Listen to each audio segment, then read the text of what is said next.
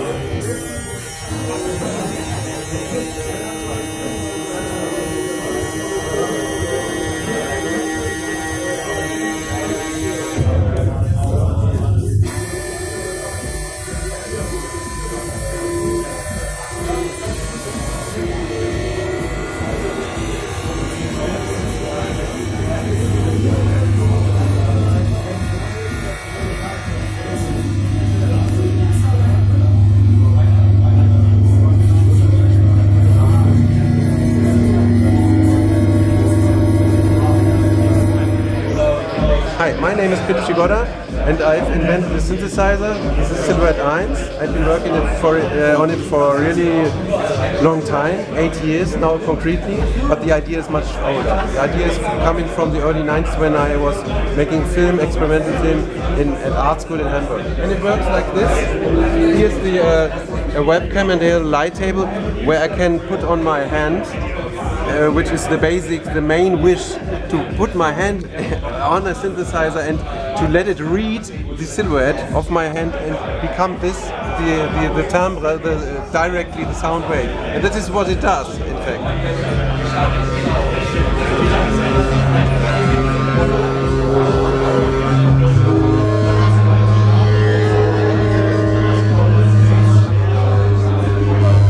You could also put in templates or tiny things which then are the sources, the visual sources for the sound. For example, I take this piece here, this around, and this track from a children's railroad, and then in the editor I have the possibility to change the position and size of the selection area where the sound, where the visual source is being picked up to generate the sound. And this is the blue rectangle here. Now I move it from there to there, and then you always hear that, of course, here's a more dumb sound, and here is sine wave, and here's really sharp with many overtones. And this overtone journey, of course, happens by the fact that these strokes here have the same distance to each other, so you're directly into the overtone scale.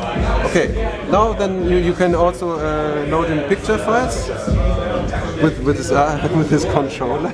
You can load in picture files, which are sometimes really nice to use because it's a structure from a tree, the skin of a tree. And when you move the selection area through it, you got some really sometimes strange, what's the name for it? Surface of sound.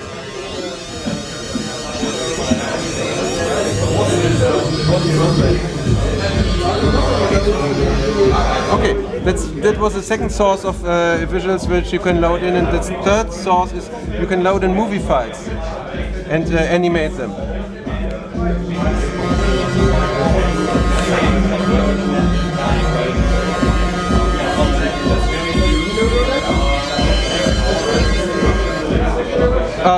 Animation takes place on the second page of this editor. You can, in the middle, you have 4 buttons for 4 accessible pages. First page was the main page to direct the main video and selection area features. Second page is the modulation page. On this modulation page you have the possibility to choose one of those 4 LFOs here, and by the push of a button, and one of those modulation waves which you can create yourself. I explain that later.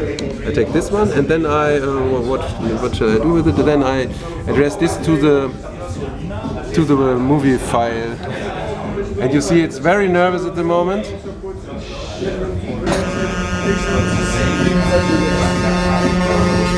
Trembling around.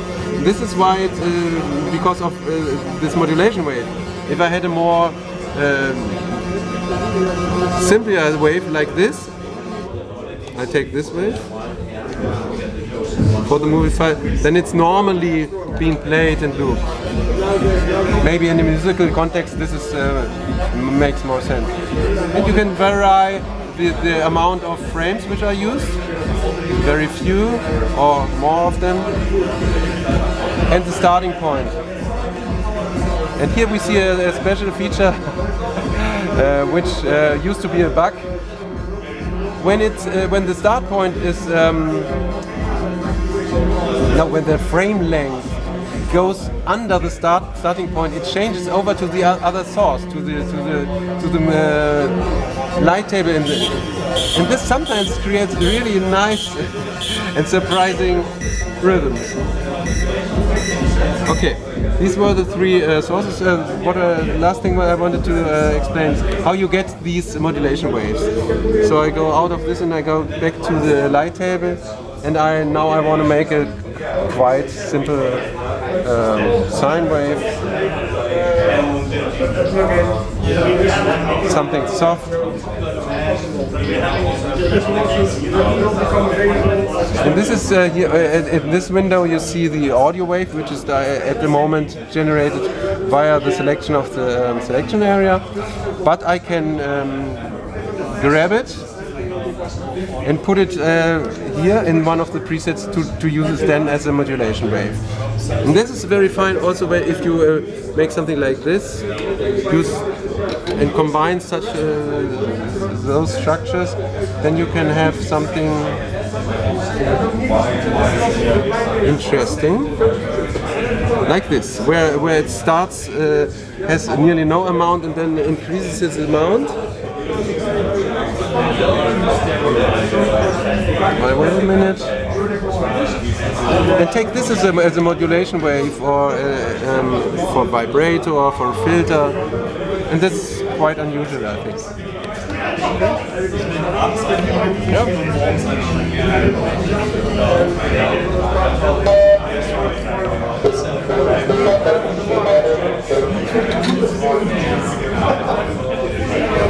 Yep.